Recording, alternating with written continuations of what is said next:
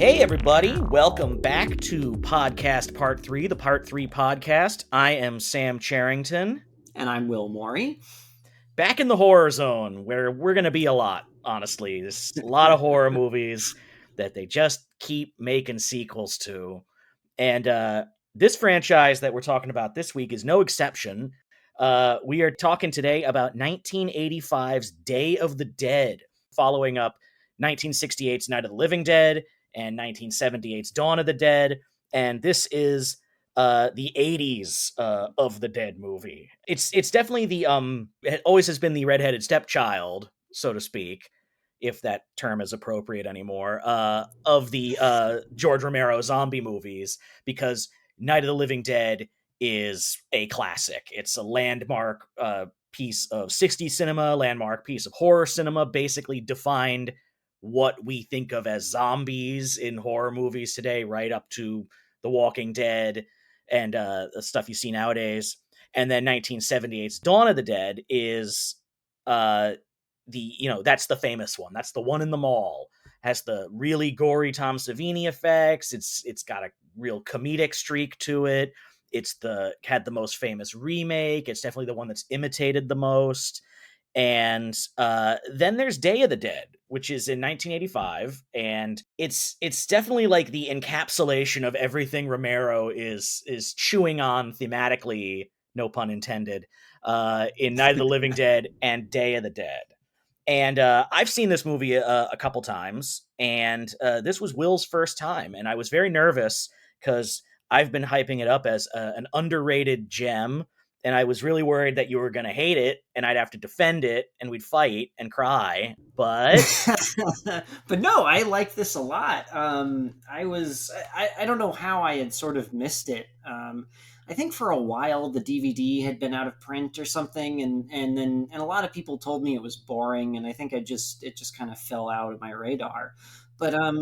But I like this a lot. I thought it was really cool. I mean, it's very kind of low key in a way, but it's very neat. Yeah. It lacks the pizzazz of other zombie movies. Like, case in point, this came out the exact same year as Return of the Living Dead. And Return of the Living Dead is all razzle dazzle compared to this. And Return of the Living Dead is also sort of a sequel to Night of the Living Dead. Before we dive into Day of the Dead, I made a sort of a Beautiful Mind-esque chart here of Oh my goodness. all the tendrils that came out of Night of the Living Dead in 1968. So I'm going to break it down real quick for you. Night of the Living Dead, 1968, directed by George Romero, co-written by John Russo. John Russo, after Night of the Living Dead, retained the rights to the term Living Dead as a movie series, which is why you see then Dawn of the Dead and Day of the Dead as opposed to Of the Living Dead. John Russo then wrote the original script for Return of the Living Dead as to make cash in on the franchise himself. That script apparently not so good. Studio gave it to Dan O'Bannon, who wrote and directed it. Dan O'Bannon famously did the Alien movies. John Russo also did the infamous Night of the Living Dead 30th Anniversary Extended Edition that came out in 1999. Will, I don't know if you remember this. It came out on DVD, and he filmed a bunch of new scenes and cut stuff out. It's the one famously Harry Knowles of Ain't It Cool News said watching it was worse than witnessing his mother's death, and he promised to ban anyone from the site that spoke favorably of it. And not to necessarily align myself with Harry Knowles, but I've seen it, and it's really bad. Imagine shifting from 1968 16 millimeter to what basically looks like shot on video stuff. In the late 90s. Late 90s, too, yeah. So. Oh, boy. Yeah, so ill-advised. Meanwhile, George Romero makes Dawn of the Dead with producer Richard Rubinstein. He also allows Lucio Fulci, the Italian director, to do his own cut of the movie with music by Goblin. Right. Lucio Fulci proceeds to then make Zombie 2 and Zombie 3. Dawn of the Dead was known as Zombie in Italy, which then spawned its own 5-film series of rip-offs, which then had rip-offs unto themselves, directed by the likes of Fulci and Claudio Fragasso of Troll 2 fame. Meanwhile, Richard Rubinstein retained the distribution rights to the original Dawn of the Dead. In the late 2000s, he spent $6 million to convert it to 3D to cash on the then post-Avatar 3D craze. Oh my God. When that failed to pan out, to recoup expenses, he raised the distribution fee, at least in the US, to a prohibitively high rate, which is why there has not been a US home video release of Dawn of the Dead since 2007. It came out on Blu-ray once, it costs $100 to buy now, and it hasn't been released since. There have been 4K releases in the UK, but nothing here, which is why it's a hard movie to find. Meanwhile, George Romero makes Day of the Dead in 1985, and Day of the Dead subsequently has yielded 2 remakes, 3 sequels from George Romero, Land of the Dead, Diary of the Dead, and Survival of the Dead, which all ironically came out on the success of the Zack Snyder James Gunn remake of Dawn of the Dead. There was a prequel film called Day of the Dead Contagium made in 2005, and a sci-fi TV series that I knew nothing about that came out last fall. What? And there is a movie currently in production called Night of the Living Dead 2, starring the 3 actors who play the 3 survivors of Day of the Dead. Oh my God. In addition, both Night of the Living Dead has received a remake directed by Tom Savini, and Dawn of the Dead also got a remake, as we said, in 2004. Wow. So that's insane. That's insane. This Silmarillion expanded universe of like, I move over Halloween. We have another sort of rights-driven, pettiness-driven, expanded Night of the Living Dead universe. But at its core, you have, I would say, the 3 films by George Romero, the third of which is Day of the Dead. I was so proud of my chart, and I hope you all learned something.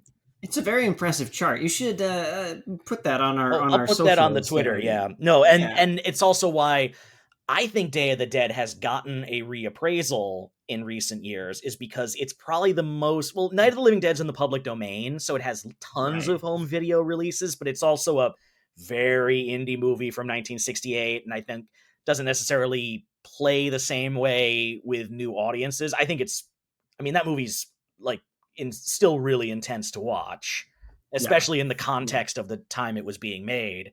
But Dawn of the Dead's completely off the radar unless you've got a digital, like a bootleg copy or an old DVD of it. It's really hard to find. So Day of the Dead has kind of been able to fill that vacuum, and I think people are realizing that it is a very underappreciated movie. And I think I understand why George Romero, before he passed away, was on the record as saying this is his favorite of the 3 movies he made.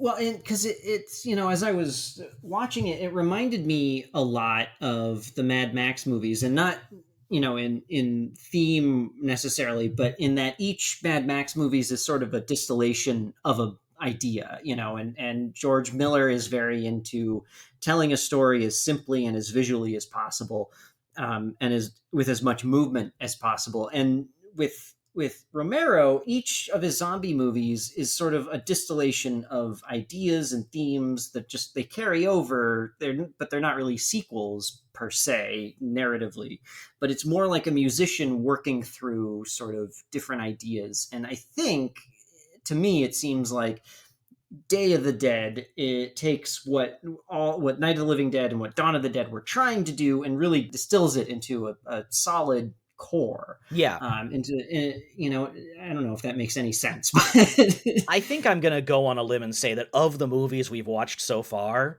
this is the most successful part 3, in addition to 100%. maybe being the first genuinely great movie we've watched. Not a knock on Season of the Witch or H2O, but this is there are a lot of parallels between this and the Mad Max franchise, and I'd say the Evil Dead franchise, in that the first film, super independent movie, becomes a huge hit. And a first movie, too, by first time filmmakers. Yes, and then the second movie is the iconic one, Road Warrior, Evil Dead 2, Dawn of the Dead.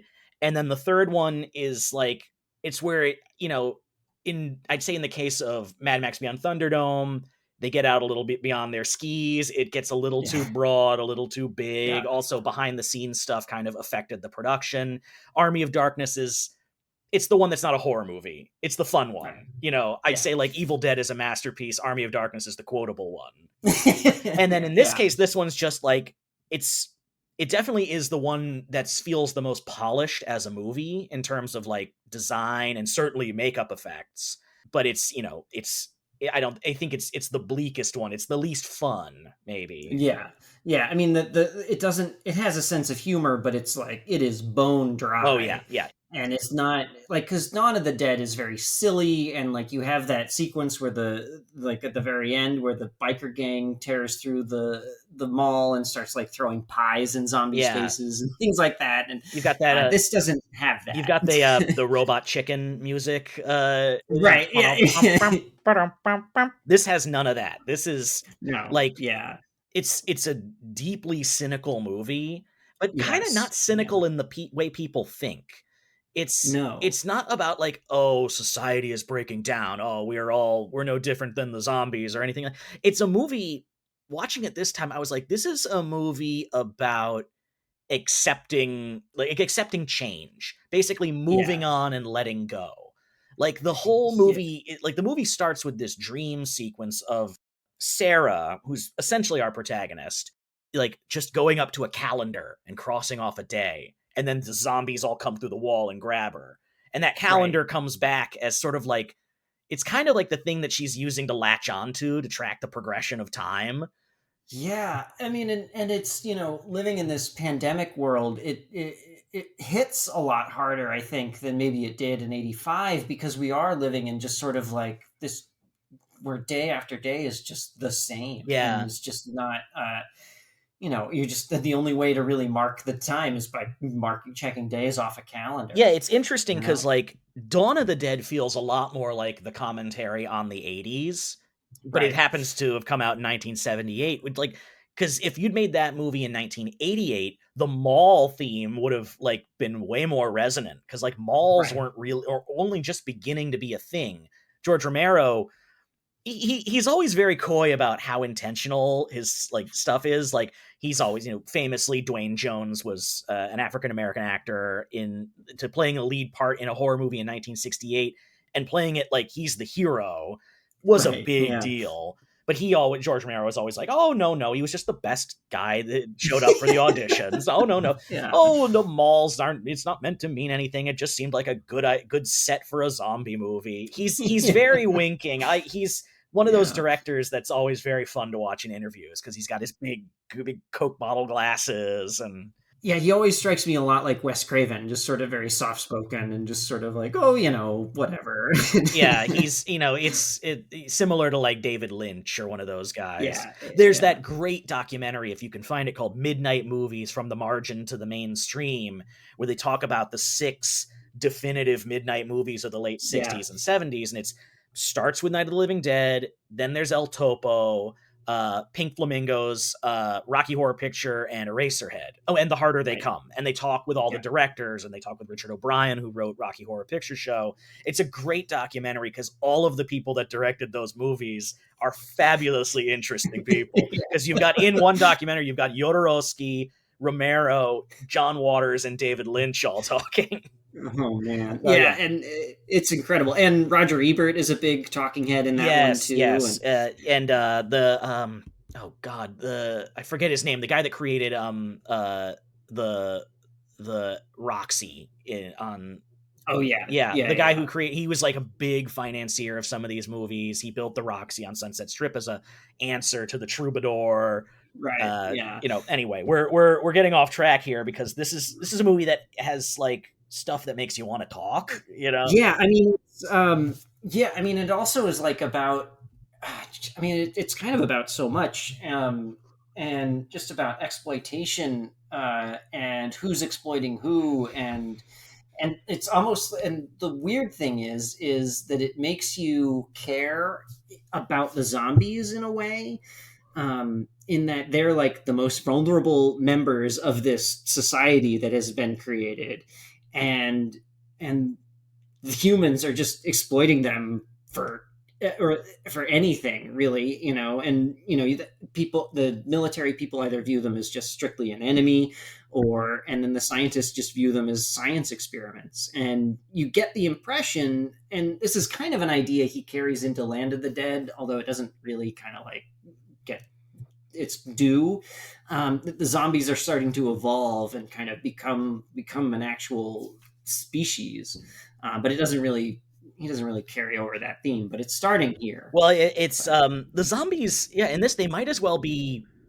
I don't know, like they could be any animal that's overrun yeah, society. And Bub is the main zombie. He's our the only, I'd say, the first zombie character we've had that isn't like yeah, a character that's become a zombie in the movie.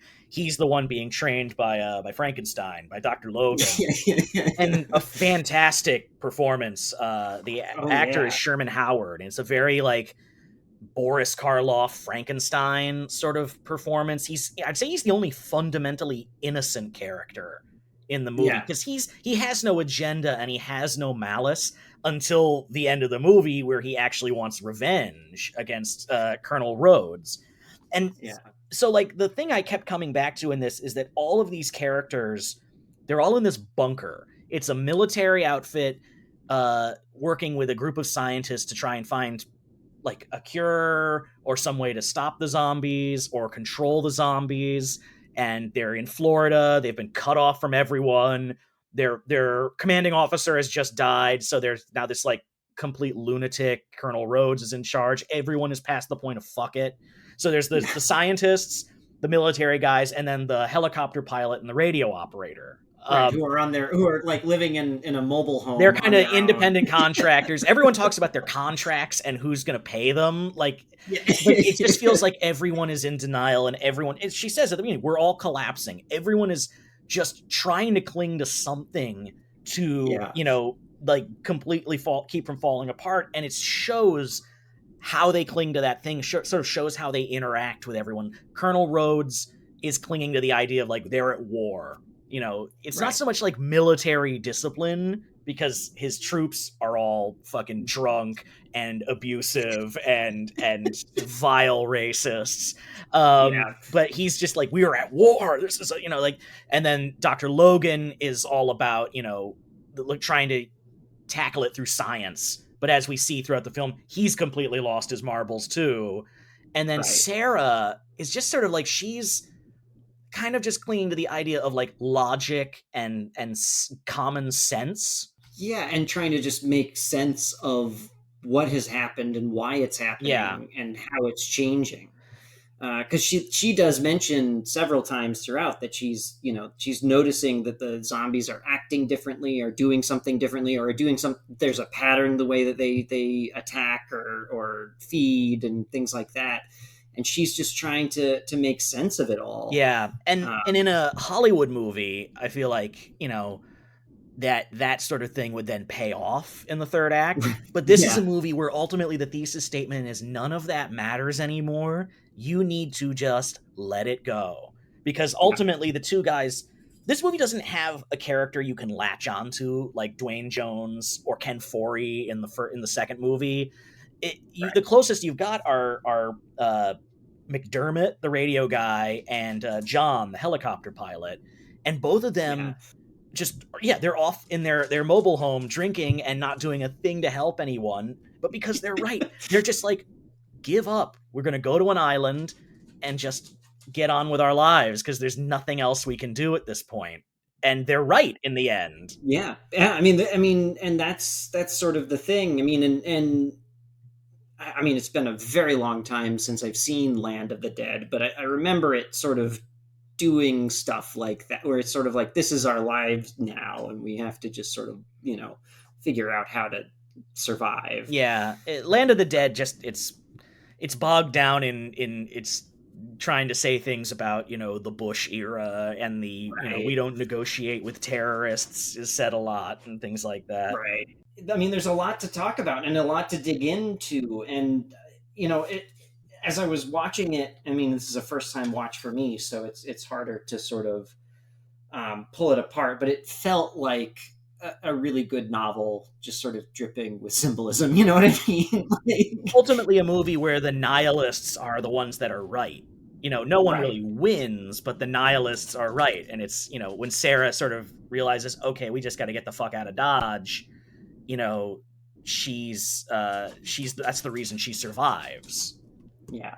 Yeah. Well, and like you said, it really is about accepting change and accepting that the world is different now, and you just have to live with it. And the problem with the military guys is that they're sort of stuck in the past, thinking things and sort of maybe not the institutions of the military, but that's sort of where their mind is, that they're trying to control the the zombies, and the scientists are in the similar boat where it's like they're trying to control the zombies too, but just from a different mindset, from the scientific mindset, Yeah. instead of the military. Well, it's not a problem they're going to be able to shoot their way out of or science the shit out of, to quote The Martian. It's just a problem. It's just it's just life now. It's not even, you can't fix it, you can't solve it. It's just the nature of life. And you get the sense that they all kind of are starting to realize that, but they're all none of them are really willing to confront it. Exactly, because I mean the military just sort of goes back on misogyny and racism and violence to solve their problems, Yeah. whereas science, whereas this Frankenstein just does these horrific experiments. And for what? It doesn't really. He's Yeah. trying to get them to not want to eat flesh, but he keeps rewarding Bub with buckets of human entrails. Right. Yeah, exactly. It's like, and Bub, he's not malicious. That's just what he wants to eat. He can't control it. He's pure instinct, and the only time he Instinct, yeah. becomes deliberately homicidal is, as a result of the things the humans have taught him.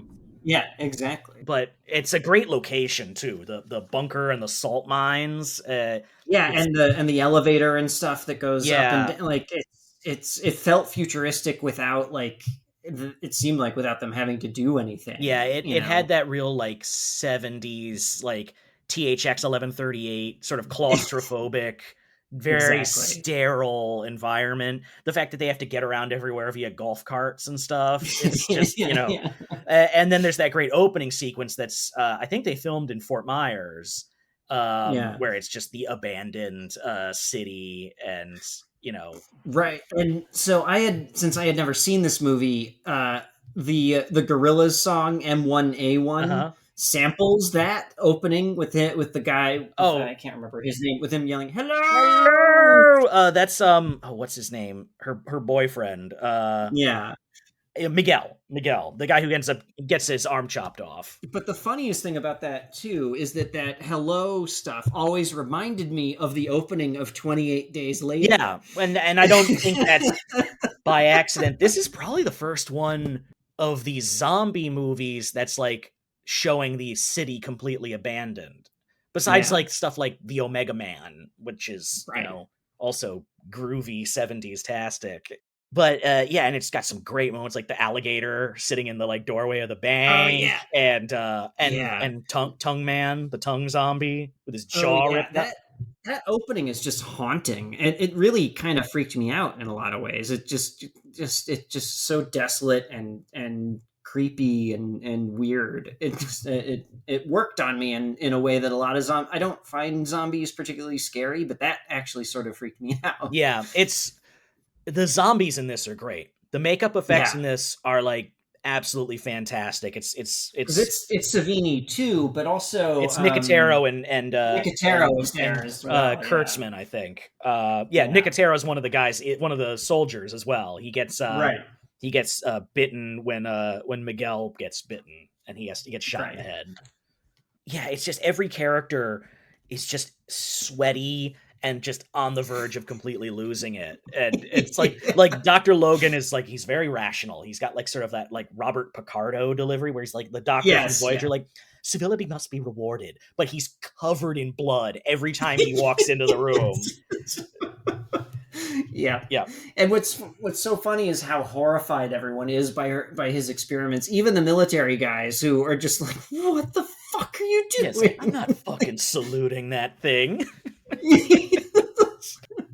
And the guy who plays Rhodes is fantastic because he's like a terrifying psychopath, but there's just this hint of humanity behind him that you're like, oh, I can see where this guy was like a normal human being at one point. He's a lunatic, but his point of view is no less valid than Sarah's or Frankenstein's. Like, he's like, they're dead. We have to just destroy, and he's not stupid. He's not like his underlings who are just will flip out at anything. Like, he could shoot Sarah, but he doesn't. He like John says, like, he won't kill me. He needs me to fly the helicopter. He won't kill McDermott because he needs him to operate the radio. Like, he's not. He's a homicidal maniac, but he's not stupid. And honestly, like, his point of view isn't without merit. Yeah. No, that's a very good point. It's like all three characters, those three characters that are like clinging to like war, science, and logic are all like valid in their own ways, but you realize there's no point in hanging on to those things anymore. And the sooner you let go, the sooner you have a better chance of surviving. Because you're gonna just let go and drink at the beach. Yeah, go to the beach and just it's you can't pretend that the old world exists. You can't just hide in the mall and go shopping all the time. It's not an option anymore. But just like fuck it, go try and build something better somewhere where none of this is around. And that's why, like, for as bleak a movie it is, it's the only one that ends on a hopeful note. Yeah. It's a fun movie to watch during the pandemic, as we've seen. Now that we now know how people will act in the slightest level of global crisis, it was a tough. I mean, it was a great watch because I really liked it, but it was a tough watch too because it's just a very bleak movie, even though it does end on hope, like you but it's a hope that comes from nihilism. It's a hope of like, it's okay to say fuck it, let it go. It's like John has a moment where he talks about maybe we're being punished by God, but you get the sense he doesn't really believe that. Like he and McDermott are just like, I don't know, like McDermott's thing that he clings to is alcoholism. Right. It's just his flask. Yeah. Jesus, Mary, and Joseph. Like John, I think he's the closest you get to like Ken Foree's character. He's the helicopter pilot in this. Ken Foree's like clearly the most level-headed person in Dawn of the Dead. But John, you get the sense he would leave without anybody, and he he ends up saving them, just because, like, because he like, that's a big turning point for him when he's like, don't kill them. If you do, I won't fly you anywhere. You'll have to kill me. And, it shows that he's got a little bit of humanity left. He's not a complete monster and he's not a zombie. He's a very, very interesting character in that sense, because he's trying to stay out of it, but if he's thrust into it, he will do the right thing. I love the moment where after Miguel gets his arm bitten and he runs up towards their trailer, and Sarah comes up behind him and starts cutting off his arm. They both kind of come out and they're both like, their reaction is just kind of like, okay. All right, this is happening. All right. It's like, all right, this is where we're at now. Oh man, but Bub is such a great character. He's the iconic thing from this movie. Like that GIF, the GIF of him saluting is such a great moment. But the moments where he like remembers things from being alive. There's that shot where he gets the gun and he cocks the gun, and there's like a music sting, and you're like, oh shit. Like, it's like he just looks right at Rhodes. And it's clear. And what's fascinating, because there's that salute, and then the salute initially to him, and then the salute at the end, and it takes on a different meaning the second time around, because you're like, oh, maybe it wasn't a salute that was actually out of pride or reverence. Maybe it was like a fuck you salute at first too. Yeah, like maybe Bub in his old life was, an anti-war protester or something like that. Yeah, it's almost sarcastic at the end. Yeah, when Rhodes is being torn apart, and then at the end, yeah, Sarah's the one that, like, she's obviously the least unhinged of those main characters, but like she's just kind of like, he has to see reason. He has to see what we're trying to do here. And it's like, no, he's not. No, Rhodes isn't going to see No, shit. He nearly no. killed you. And then at the end, you know, like the last thing you see her doing is she's still doing her calendar. Like she's still going to hang on to a little something, you know. I just have in my notes so many different zombie moments that are all great. Like Oh, the shovel decapitation was yep, the severed half pretty head. spectacular. Uh Yeah. there's I just have Creep Show zombie. Oh, there's a zombie that looks like Ted Danson at the end of his segment of Creep Show. There's one zombie that like walks by at one point as the score is shifting to guitar, and he looks just like Nigel Tufnell from there's Spinal Tap. And I'm sure that was just a coincidence, but I'm gonna choose to believe that was zombie Nigel Tufnell. All the zombies in this have occupations. There's like a biker, Right, there's a right. clown, there's a bride. You know, it's no one was just on. No one was off work when the Yeah, apocalypse when they happened. yeah, so many great decapitation gags though. Lots of fun, goofy decapitation Because stuff. this had like at least a better makeup budget than Dawn of the the zombies in Dawn of the Dead are just kind of people painted like purpley green, and Yeah, like the squib effects and the gore effects are great in that, but this, like, the zombies look fantastic. right. And they're in various states of decay, which Yeah, is kind of cool. and they, you know, the extras acting is better. You know, it's like they feel like once they've got a hold of you, you're like fucked, and Yeah. the like feasting, getting everyone getting torn apart. Those effects are great. The Romero zombie movies never make the zombie apocalypse seem fun or cool in any way. No, Like, no. I don't like, there's all these actual like survivalists in the real world that are all like prepared for a zombie apocalypse, and I'm like, why would you want that? It always looks like it sucks. There's never a Yeah, zombie yeah. movie where everyone makes it out at the end, where it all works out. Name one. Like fucking Warm Bodies? Like Yeah, it's, yeah. No, it's true. It's just it always just seems like just such a bummer. It just never seems like a great you don't time. want a zombie apocalypse. You just want to shoot your neighbors. Yeah, It's like you just want an exactly. excuse to shoot your neighbors. Or just anyone who comes in your path. Yeah. Ugh. Ugh. Yeah, it's a really unsettling movie, and I think it's more unsettling in present day considering everything that we've all been through the last couple years. Yeah, yeah, and just and that was sort of the thing that really struck me though, just the marking time and just how much of this pandemic has just felt like just one day is bleeding into the next, is bleeding into the next, is bleeding into the next. Yes. Thankfully, Anthony Fauci doesn't come out for press conferences just smeared in blood. Uh, Yeah, yeah, Part of the yeah. media would have you believe he is, but Right.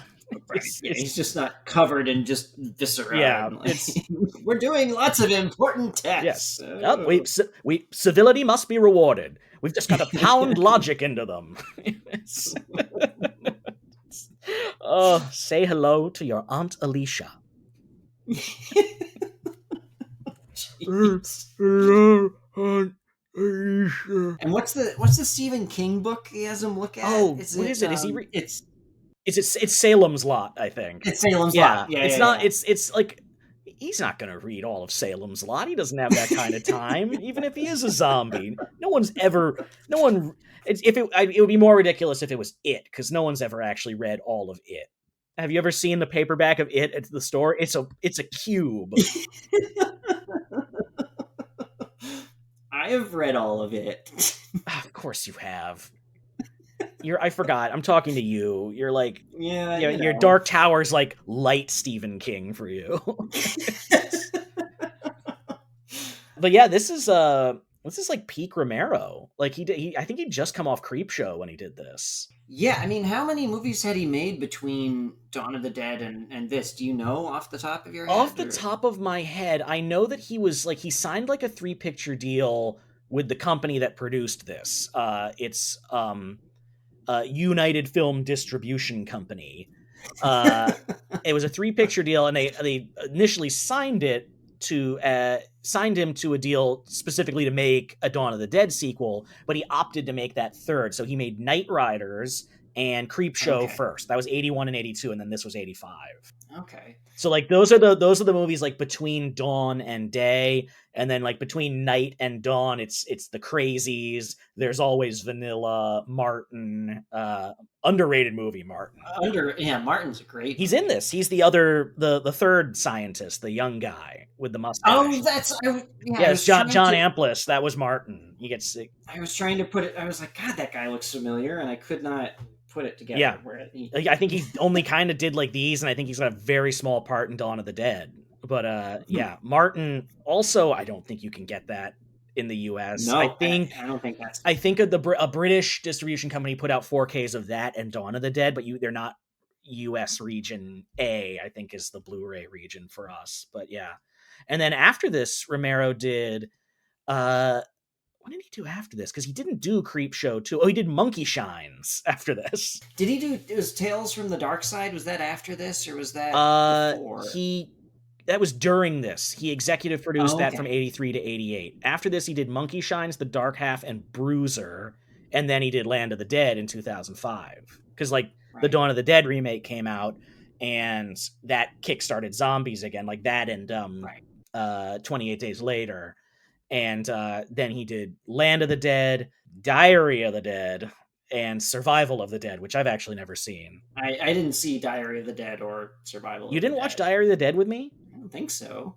I can't imagine anyone else that would be willing to watch it with me besides you. I just remember the opening where it's supposed to be a found footage documentation of a zombie apocalypse, and the lead character goes, I've added music for effect and mood at different parts. Like, okay. Oh, dear.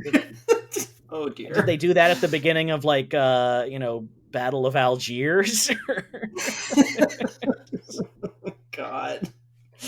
Oh, dear. I've added music and transitions to increase the mood in this interview with General Idi Amin. God. Yeah, I've heard Survival of the Dead is an improvement over that, but I never saw it. I'm zombied out. I am too. Like, I don't need more zombie content. Yeah, I mean, I haven't watched Train to Busan. I've heard it's great, but it's just. Yeah, I heard One Cut of the Dead is really good. But the Army of the Dead, or I saw Army of the Dead, and it's. I mean, it's an interesting premise that the movie completely doesn't want to.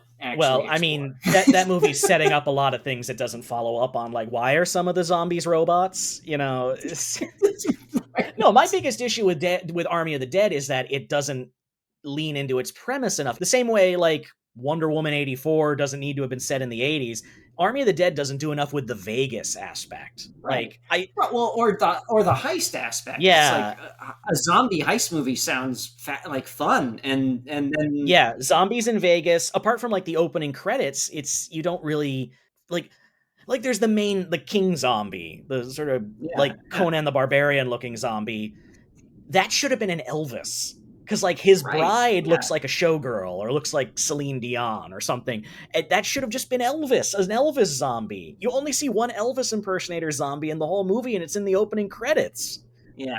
You know, like, I don't have the beef with Zack Snyder that a lot of people do. I also don't treat him like he's been just released from prison, like Nelson Mandela, the way his fans do. But I think Army of the Dead was a fun premise, and I just wish it had gone a little further with everything, as opposed to sort of dovetailing into its whole thing about, like, is this a time loop, or where did the zombies come from, or the spin-off that's about like the safe cracker that got made, right? Or the anime spin-off or the anime prequel series or whatever. But it just is like, if you're gonna do the heist with zombies, do the heist with zombies. Make them do the heist. The best thing you can do with a zombie movie these days, because it's all been done, is just do one well. Like The Walking Dead as a comic and a series is just, we're going to do a traditional zombie thing, and we're just going to we have the real estate to spend time with our human characters and get to know them and get to know different villains. And I think that's why it's been a success. The zombies, they're a big part of it, but they're a little superfluous, Right. Yeah. They're not like the key to everything most of the time. You never cure the zombie apocalypse, unless it's like a supernatural thing like Evil Dead. But even then, it's like your traditional Romero zombies are merely a backdrop to whatever setting and characters you want to use with them. Mall, Exactly. bunker, Las Vegas, Right. what have you.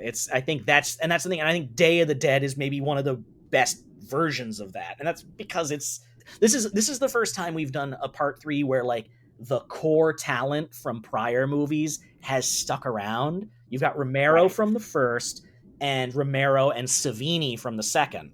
And I think that's what makes this movie. And they've added talent. They've gotten like a new composer, and they've gotten more makeup guys. It's he took the care to make the movie stand on its own. It's like Romero was never a guy that was going to do a cash in. Like he deliberately didn't make Dawn of the Dead for 10 years because he didn't want to be seen just as a horror director.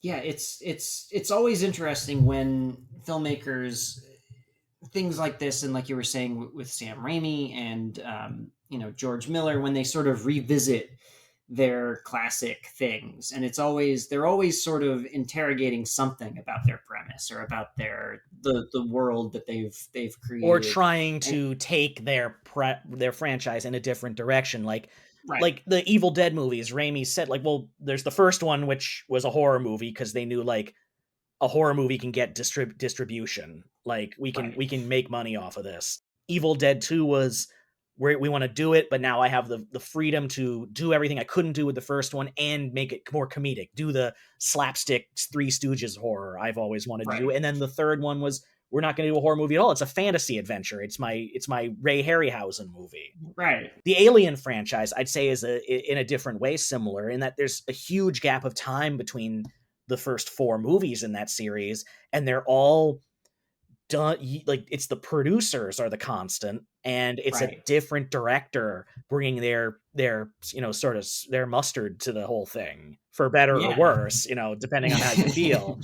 But yeah, like, because no one's going to say that Ridley Scott, James Cameron, David Fincher, Jean-Pierre Jeunet are like hack directors. They're just cashing in. Yeah. I mean, it feels, like I said kind of earlier, it feels like more like music or like jazz riffs on sort of an idea, which I find fascinating. And Sergio Leone too, with sort of the Dollars trilogy as well. And it's different. It's different looking at these things from that perspective than it is like, well, this is, or the Matrix trilogy, which is the other, the other part 3 we've done that does have the same sort of core creatives behind it, where it's like, this is a saga, and it's the start and it's the middle and it's the end. Whereas like these movies that we're talking about, are more like, well, I'm going to riff on this theme and see where it takes me, and whether that's like a distillation whether it's like I can do a lot more with the resources I have that I didn't have, or I've learned so much more and I can apply it to this, or I'm going to see what it's like if I take this idea and, I don't know, add kids like with Mad Max Beyond Thunderdome or RoboCop 3. Or RoboCop 3, it's and then there's third movies like, I'd say, RoboCop 3, where it's just they're kind of spinning their wheels, it's going through the motions. And then there's ones like Scream 3, where it is the core creative or at least the same actors and director, but they just don't have as much to say as the first movie and second movie did. And it's, it doesn't always work. Spider-Man 3 is the same group of people making it. It's just that they, sometimes they bite off more than they can chew, and they're not as enthusiastic about every bite. I've been editing the Spider-Man 3 episode right before we recorded this, and I've forgotten we dovetailed into just talking about the Butler for like 10 minutes. Well, I mean, Butler exposition, Bernard. Patron saint of the podcast. No, that's Connell Cochran. Yeah, that's Connell Cochran. I love a good joke. And this is the best one of all. A joke on the children. Connell Cochran is our saint because he is the best scenery chewer, but I think he may pale in comparison to Joe Pilato. That is a whole new level of scenery chewing. Oh yeah. Like I can't do an impersonation of him because I don't have the skills as a sound editor to not kill my microphone doing it. Yeah. Oh my God. Yeah. He is out of control. He looks like he's grinding his own teeth to a pulp. His jaw is constantly pulsing. His eyes are bugging out, but he's he's giving a good performance. Like, Yeah, he is. And you like, that's the thing. You see that, like, there's like a human under there. Like, you get like, you can see at some point this person was actually not crazy. yeah, Was actually like, maybe was a good person at some yeah. point. Like, you get the sense that maybe like he was like a good number two to the the commanding officer who had passed away, but now now that he's in charge, he's definitely like losing his grip on things. And then when the zombies all get in the finale, he just he just leaves his guys behind and is just Yeah, running like he's like, hell. I am done. We are, Fuck it. Bye. every man for himself. We're done. Speeding away on his golf cart. Yeah. It's a really good movie, and I'm glad people are starting to reappreciate it. Like, it gets written off as like, oh, it's the third one that's bad. It gets written off the way Mad Max Thunderdome can get written off, or something like that. I'd say no. This is the Army of Darkness. This is a worthy installment, and I actually enjoy watching this one more than Dawn of the Dead because I've seen Dawn of the Dead so many times. When we were at Hampshire, when I was my orientation my freshman year at Hampshire College was safeguarding yourself against the living dead. It was learning all about campus life in the context of the zombie apocalypse. So I watched all of these movies, but I saw Day of the Dead later. That's always going to be the one that they don't show because it's, we got to make room for, 28 Days Later or something like that. But it's not long. It's not slow. Like, I'm going to make an unpopular statement that I think Dawn of the Dead drags a little bit in certain parts. It is. I mean, well, Dawn of the Dead is close to like, I mean, at least what I remember. It's been a long time, but it's like close to 2.5 hours, isn't it? It's up there. It's not like your 85-minute horror movie. Yeah. Dawn of the Dead is, I think it depends on the cut too, because there's like 4 different cuts of it. Bunch of different it's 126 minutes in the US, 119 in Italy. So okay, Lucio Fulci found 6 minutes in there that just had to go. But yeah, I mean, and it drags. There's that whole, the middle section in the where they're in the mall and they're kind of just puttering around doing, they're making dinner and it's kind of nothing really happens. It might just be that I've seen it a billion times. Yeah. It's not a movie that I like. It's not like top 5. Like, I can watch Evil Dead 2 anytime. I've watched that movie 6 million times, and I could watch it 6,000,001 at a drop of a hat. But but that's also a way more fun movie. Night and Dawn and Day, they're funny in certain parts. Certainly, Dawn of the Dead is, and to a lesser extent, Day of the Dead. But they're dark. They are bleak movies. They're really, they're really cold, clammy. Like Night of the Living Dead is one of the bleakest horror movies ever made. And the ending is I mean, it's bleak all the way through it, and then you get to the ending and you're like, well, fuck me. Yeah. Oh, it's a fucking gut punch. And when they remade it, they held on to that part because that remake is interesting. Have you ever seen the remake of Night of the Living Dead? I have not. It's Tom Savini directed it, but weirdly it's substantially less gory than you'd expect. It's got Tony Todd in the Dwayne Jones part, which is cool, and Tom Towles, who was, I think, in House of a Thousand Corpses. That's right. He's like a horror staple, and it's just kind of like, it feels like I don't want to say it's like the Gus Van Sant Psycho, where it's a shot for shot thing. They change up a lot of elements of it, but I would equate it to George Miller's Nightmare at 20,000 Feet compared to the original. It's like that. It's like, let's just do it a little bigger, a little in color. We got more money, we got a bigger cast, like that sort of thing. It's a fun watch. It's not as radically different as Dawn of the Dead, the Zack Snyder Dawn of the Dead, which is so different to the point that I feel like it stands on its own as its own movie. It just takes the premise of zombies and a mall. Everything else is completely different in that. And then the Day of the Dead remake, I think, is just a cash in. It had also had Ving Rhames, and I think it had Nick Cannon and Mina Suvari in it. And I think the only thing, it has like a bunker, like a military bunker. I remember seeing the DVD of that in, Blockbuster or something around when it came out. It wasn't a sequel to the Zack Snyder Dawn of the Dead. Which is weird. They didn't do that. They didn't make a sequel to Snyder's Dawn of the Dead. Like, it seems like that it seemed like it made a lot of money at the time. I think to his credit, he parlayed that success into making other things he wanted to do, like 300, and James Gunn was able to go make Yeah. Slither, and they both, Right. those two guys are both make very different DC movies now. And did you lose me?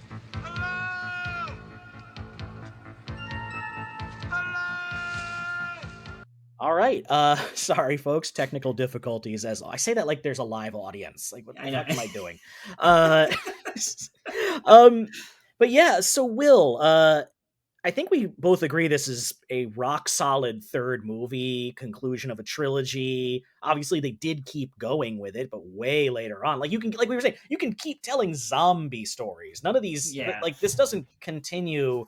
Like there's not the story of like recurring characters. So this is like you can kind of do whatever you want with it. But I think if this had been the last one, it would be great because it does end the world on like a slightly optimistic note without, undoing what's been done. Yeah, I think so too. And I mean, I think it's absolutely worth watching. I mean, and it's really easy to find right now. It's streaming on, I think Shout Factory it's streaming. I think it's on IMDb TV. It's on, I watched it on Shudder. You can there's a great Blu-ray special edition of it from Shout and Scream Factory.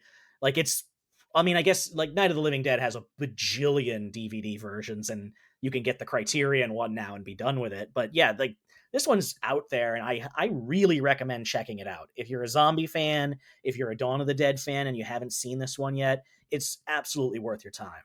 Yeah, 100%. I think it, and so far it's the best movie we've done on this podcast for this podcast, without a doubt.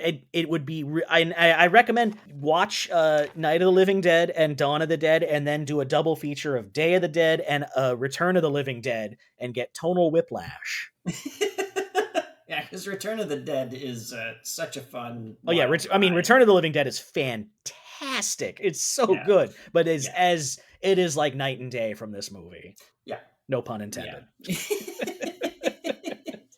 And while you're at it, check out Zombie 2 if you like a very languid, gory Italian zombie movies with, exploitative nudity and a zombie that fights a shark. What more could you ask? Well, yeah, it's the thing is, if you catch the Fulci cut of Dawn of the Dead and are like, oh, I like that goblin music, then you can go that route. You can go the Fulci goblin route. There's many different ways you can go with the stemming from Night of the Living Dead, which is what makes it fucking like the most important horror movie of all time. Yeah, so coming up next, Will, I think it's your turn to pick a movie. That's right, it is my turn. So I've been thinking about this a lot since the last time, because I picked RoboCop 3, and I think that was a mistake. Yeah, your heart was in the right place, but you did a bad thing. I did a bad thing. So I'm probably going to do a bad thing again, but I think it might be kind of more fun to talk about. And because this movie made me think of it in a certain way, I am going to go with Robert Rodriguez's Once Upon a Time in Mexico. Ooh, all right. That's our third. That's Robert Rodriguez's foray into shooting on digital, and that's right. I think it was his first or maybe second movie done that way. So we do not take responsibility for Willem Dafoe in brownface, and we condemn it, but it's gonna be there. But yeah, no, that'll be fun. Hey, look. Anytime we can get some Danny Trejo on the podcast is okay by me. Salma Hayek and Salma Hayek. Salma Hayek takes up more space on the poster than she does in the movie. Yeah. But and then following that, I think in honor of The Batman coming soon to theaters, we are going to do both the third Batmans, Batman Forever and The Dark Knight Rises. Speaking of tonal whiplash. We're going to do a miniseries, a Batman miniseries that comprises only 2 movies, because there's really only made 2 Batman Part 3. But those 2 movies contain multitudes. Yes. Yes, you got me listening to our Spider-Man podcast, got me thinking about those Batman Forever glasses. And that might have to be our Christmas present to ourselves at the end of the year. Yeah. And then of course Dark Knight Rises. I will try my best to keep my Bane impression to a minimum. I think any podcast that covers that movie has to do a Bane impression at least once. It's legally mandated. But of course, mine is just him from Harley Quinn, where all he does is threaten to blow things up. Like, I will blow you up, you chicken Saturday. Oh man, if you haven't seen Harley Quinn on HBO Max, check it out. It is one of the best shows on right now. Yeah. But yeah, so Will, any final thoughts on Dawn of the Dead or the pandemic, your stance on mask mandates? You know, maybe this is God's way of showing us what hell was like.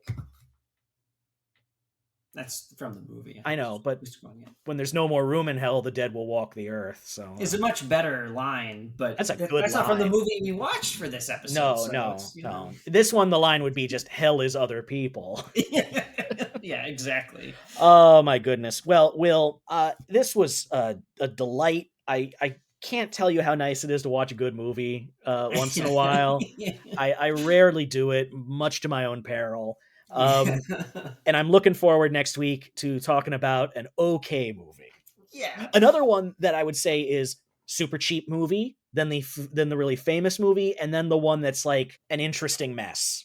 Yeah, it's definitely that's like a type of trilogy we've been coming across. Yeah, that's definitely covers this, and then but it also fits into what we were talking about with George Miller and George Romero as sort of a riff on a theme. Robert Rodriguez is definitely, I don't know if he's the most thoughtful of those type of directors, but he definitely comes from that place. Like he's made his brand the Rebel Without a Crew the mentality. Yeah. This will be a chance for me to watch El Mariachi, which I don't think I've seen all the way through before. So, El Mariachi's so good, and so is Desperado. Yeah, Desperado's great. I love Desperado, and I haven't seen either of them in forever. So I should try. I'll see if I have the time to get to the other two, but yeah. Maybe you'll get your son into playing guitar. You know, he'll want to be like, I want to do finger guitar. You know.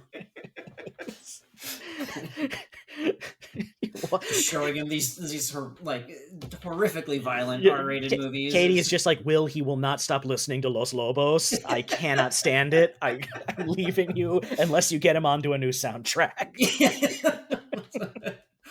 Speaking of which, actually, the Day of the Dead soundtrack fucking slaps. It rules.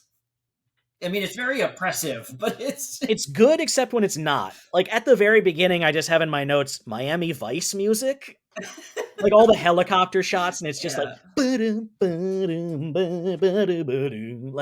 just like, this is just B-roll from Miami Vice or Magnum PI. But yeah, once they're inside the bunker, the music takes on a different tone and is really well done. Because Dawn of the Dead was just production music, like public domain, like industrial music. Oh wow, I didn't know that. But yeah, that's why Goblin did the score for the Italian release. Right. Yeah. Huh. There you go. All right. Until next time, everyone. Thank you all for listening. You can find us on Twitter at Podcast Part 3. That's the number 3, and we are up on Apple and Spotify and Stitcher and Google. And watch Day of the Dead. High top-notch recommendation. It's the first good movie we've seen so far. Yeah, exactly. And until next time, Will, it's always a delight. Always good to talk. Have a good night, everybody.